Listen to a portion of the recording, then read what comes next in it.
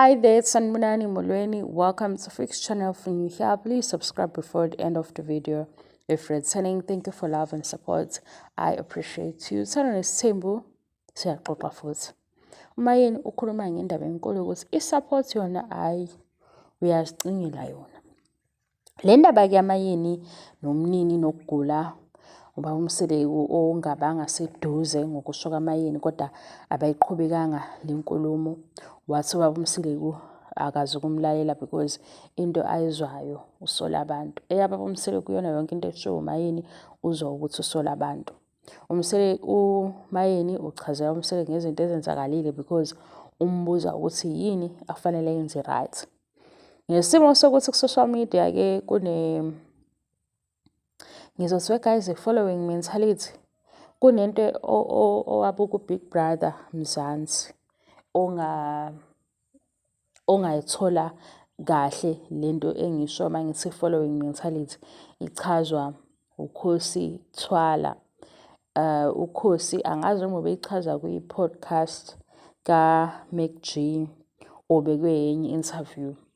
uKhosi ukhuluma ngokuthi kunento eyenziwa abantu ukuthi mhlambe kuzoba khona mhlambe angithi usaziwayo omkhulu asho into bevele bonke abantu bevumelane nabo ngaphandle ukuthi yena avumelane nalo ngaphandle ukuthi yena azicabangela ukuthi if ishiwo ile public figure noma ene following eningi ukhuluma into eyiqiniso yini noma enamanga bavele behambe nje bebe yimvula wamanzi beyikwiside elilodwa. Mase kuthi ke lapha kuthana nesithembu because i-TV show iyenzeka naleyo nto ukuthi angazi noma ngizothi fan base mentality noma yini kodwa nje ukube isingisi ngisazi kahle ngabe ngiyayisho lento ngethemi yesingisi equalify lento engisho. Into esiyenzayo ke thina abanye sifuna i-reality show phakathi kwe-reality TV show abayenzayo and sizofuna lo nkosikazi okhuluma izinto ukuthi ethe ikhuluma siyibona. Le support ke engekho kodwa imali ikhona. Sengizwa nabanye bethi imali ayikho. Sithatha istatement samayeni sila kaMangwabi. uMangwabi ukhuluma ngokuthi ke ubunzima abenabo ekhuluma ngokulahlekelwa abantwana ubatholile abantwana kodwa bangaphila. Ukhuluma kanye nohusband wakhe ukuthi hayi ukuthi izingane azibi khona ziba khona kodwa zingaphili. uMangwabi lento ayikhulumayo ayenzeki kuyena kuphela kulesi sithembu suke yenzeka nakomunye unkosikazi okhona la kwisithembu. Uma kuMangwabi ku-season 8 esephatha lolu daba ubaba umseleku akaqhubeki noMangwabi ukukhuluma kodwa ukuze vale le topic evulwa uMangwabi uthi mina nginaye unkosikazi onganabo abantwana kodwa sisahleli naye yena futhi akacomplain. Kusho umseleku angithi mase kuba ke iyavela iphathi unkosikazi evela ukuthi mina angi-understand indlela umseleku aphethe ngayo mina naphethe ngayo amanye amakhosikazi. Into ezoyizwa kule video ukuthi silalelane siku-season 1 no-season 2 lama episode awalandelani kodwa nginikeza iso lalento esiyishoyo. Uma uMangwabi ekhuluma ngokuthi abantwana abaphili kodwa uyabathola ngicela ungitshele ukuthi umseleku wamphendula wathini.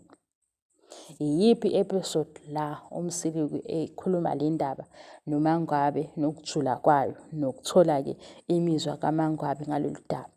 Kodwa into esiyitholayo ama-episode la umseleku etshela khona uMangwabi ukuthi kufanele ukuthi ngoba uqedile ukufunda senze abantwana. Yabo nje eyakhe ufika nokuthi asenze abantwana utshela uMangwabi osenabantwana abangaphezu kwababili akabatholile bangaphila. I-episode la uMangwabi etshela usisi kaMseleku ukuthi nendaba yezingane siyayithola ukuthi aziphili. Asazi ke noma uyazibala yini lezi ezidlulile emhlabeni. Right. I-episode la uMangwabi enomseleku noma wakhe besho into efanayo ukuthi kahle kahle lezi ngane eziningi ezifunekayo zibe khona izingane kodwa zangaphila. Case study number 1 uMangwabi, case study number 2 uMakhei. Ngifuna ungifunele i-episode lana yokuthi umseleku eyindoda yomZulu kodwa osekwazi ukuba ne-TV show. Ayakhe ngepurpose yokuthi khona into esizoyifunda, sifunde nezinto ezinye ey'hlukile noma ehlonipha amasiko, kodwa uwuhusband osupportive. Iyiphi i-episode la uMseleku ehleli khona noMakhumalo bobabili bechazelwa ngale experience kaMakhumalo ndawonye betshela udokotela, nodokotela-ke esho ukuthi ama-options esinawo ilawa.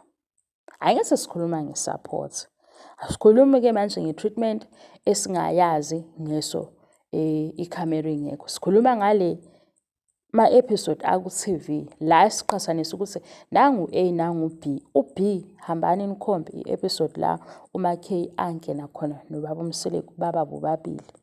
Wase-ke wamchazela ukuze uMseleku e-understand-e owayazi lento kodwa athi ebuyele ekhaya azi ukuthi as a Zulu man angihambisani nalokhu kodwa udokotela uthi. Uma udokotela ethi ngingakuconsider yini lokhu. Ukhona yini uMseleku guys lapho okuchazwa khona ukuthi njengoba sekwenzeke u-1, 2 no-3 sesinalo option 4, 5 elalele naye because into vele ezochazwa uMaKay ephuma lapha uyithatha lento kade sebemhlolile, kade sekwenzekile, abuye ezochazela uMseleku. Uthe kuMayeni-ke uMayeni ocollapse i-system yakhe. Kule system yakhe iyiphi iphathi ayidlalayo-ke yena ngesikhathi esebeka uMayeni laphaya ekhoneni sekuwuye o-collapse le system because uMayeni ukhuluma ngeyakhe experience. Lana okuthiwa phela akafike vela ningikhombe kuleyo episode ukuthi babe bobabili bemchazela noMseleku wayekhona ukuzolalela ukuze sibone ukuthi uMangwabe ukuthi mayekhuluma ukuthi abantwana abaphili avela athule kodwa kwelinye iside ufika nala kufanele ukuthi afike khona ezolalela udokotela kodwa sikubonayo kuma-episode uyariphothelwa. Yazi ukuthi-ke nje ngiyibalelani lento, ngibalela ukuthi u-understand ukuthi uMayeni indlela aphosesa ngayo izinto ayizufana neyamanye amakhosikazi. Mhlawumbe omunye unkosikazi uzokhululeka ukuthi ngihambile ngayolalela udokotela engichazela u-1, 2 no-3 esengizokwenza after ukuyoripotha kumuntu obekufanele ukuthi abe khona ngesikhathi udokotela echaza.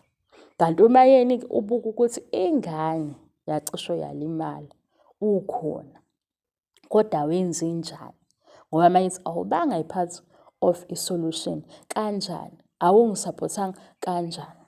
Mangiqamba manga-ke ikhombeni i-episode la ekhona ehleli udokotela emchazela ukuze lento sithi nje uhleli akabi impendulo owakabi i-blessing kulesikhathi because kudingeka yena ukuthi eyizwe lento mase yayiprocess ukuthi-ke yes isiko lami or into ayihloniphayo nge-culture imtshela ukuthi le option mhlambe kuyoba i-option esethe uzwe onke ama-option masethatha le ukuze sithi thina uprocess into udokotela amtshelayo yona ayaziyo ukuze isikhathi eside yangasese-ke uhlale eprocessa lento.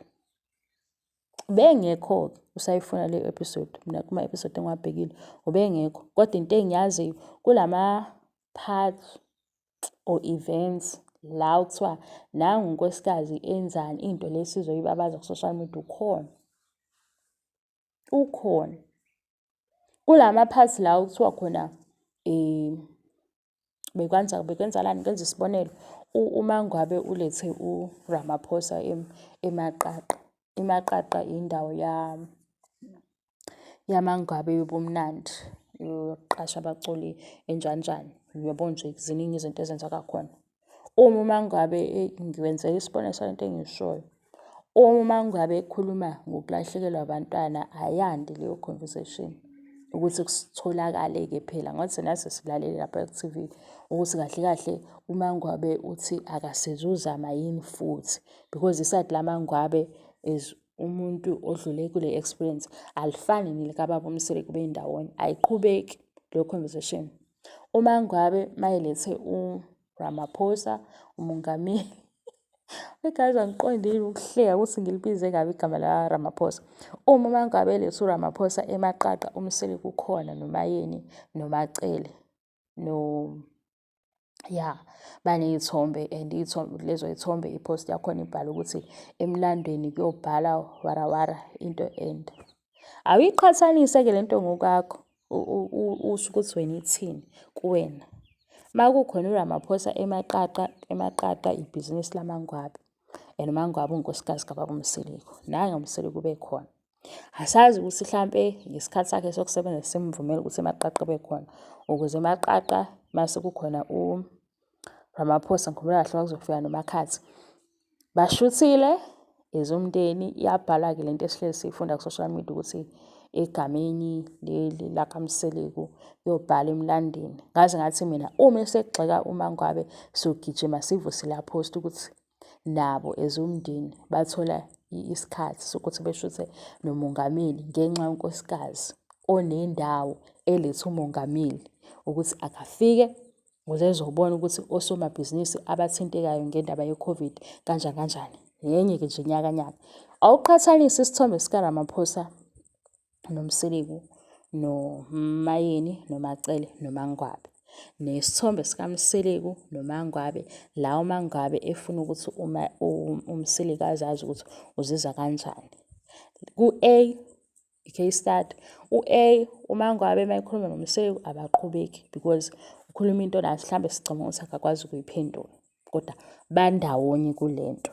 And uMangwabe uma ekhuluma ukuthi i-support akayitholi, ukhuluma into uMseleku angayazi because unayo unkosikazi onesimo obenesimo uMangwabe adlule kuso. So ukumnikeza isibonelo salo nkosikazi shothi umenza ukuthi a-understand ukuthi kahle kahle mina ngiyanisupport, right? Akekho available. Kodwa lana sekuthiwa nanguMangwabe enza into ephakamayo, nanguMseleku ukhona. Ngifuna ukuthi phela mase ungidinele into nawe othi uyibonile ngase ngiyiqamba amanga ngase ngiyayithwista, kodwa le engishoyo ukuthi uMseleku akamphendulanga uMangwabe ikhona. Uma uMangwabe futhi mayesho ukuthi nalezi ngane eziningi mhlambe seyizihlangene izingane obuzifuna ukuthi lezi ezinye azikho manje, aziphili kodwa izingane ezikhona. Futhi-ke mina ngokwami ukwazi ohlonipha amasiko nokhuluma iy'ndaba zamasiko akekho abantu abangabalulekile. Abakhona enyameni nabangekho enyameni babalulekile. Ukuthi ezinye izinto-ke siyayisilalela esisheshe njengaye lo osuke eyixoxa ukuthi hawu, nje lezi ngane zikhona azikho yini njengoba sekuthiwa aziphili, azikho manje, kodwa khona zaba khona, zadlula. Noma kuba ngaleso sikhathi ezwa kukhwalifaya-ke ukuthi athi nginey'ngane ey'ngaka mase phinde ethi yilezi ngane ey'khona. Le video-ke iyisiphithiphithi kodwa ngikhuluma nge-support ukuthi uMayeni akakhulumi amanga noMangwabe futhi akakhulumi amanga ngoba bona indlela abazizwa ngayo ngalento ye-support. Kodwa njengoba kuwumnini okwathi wadliwa uphoyizeni, sagcina singatholanga ukuthi uMseleku wenzani. Sesithatha-ke le episode enodokotela phakathi, akekho uMseleku. Manisho ukuthi nake nambona. Sesiphathela edabeni olubucayi-ke. La evela khona eyile kadokotela kwakuyi-check-up yantombazane kaMangwabe. Sambona-ke lapho. Nala esezwa khona ukuthi umntwana lo waMangwabe nowaMayeni bacishe belingane. Kodwa-ke into engiyizela ukuthi ngizokuchazela ukuthi before uthi he uMayeni akaqamba amanga. Wona ngakakhuluma phela ngoba be-ex. Kodwa nje kulezi zinto ayishoyo sesifuna i-reality show phakathi kwele-reality show siyithole ukuthi hayibo. And bayagowa-ke bagowa bonke. Bazamile ukusikhohlisa bethi isithembu sinje. Bakhohlwa ukuthi thina siyabukisisa. And mase sibukisisa sesilalela nento oyishoyo ingekho. Ngoba le system ecollapse-ayo kukhona ongenzi kahle endaweni yakhe yokuthi enze kahle. But yena ufuna abantu akazoba blame. Ufana ngqo nenye i-fan base yakwenye i-group. Kuthi kukhulunywa indaba eqondile be-analyze lento eshiwo unkosikazi ngaleso sikhathi, bazowufaka lo engangeni. Uma esefakwa basha kakhulu-ke uma abantu sebebeka imibono yabo ehlukene. Bashe abantu uze uxake ukuthi kanti mina nanilalela kanjani, nilalelana kanjani nje uma ukhuluma nabanye abantu because into yakho isikhombisa ukuthi wena awukwazi ukulalela omunye umuntu uma ekhuluma. Kukhuluma umacele bafake la ongangeni, kukhuluma umanyeni kufakwe ongangeni. Uma sek-attend-wa-ke lo nkosikazi abam-invite-a njalo la esingamfakanga khona, sebenenkinga. Kodwa into engiyibonayo umayini akaqamba amanga. Mhlawumbe uma ewaqamba kungaleso sikhathi sebe-act-a. Bye.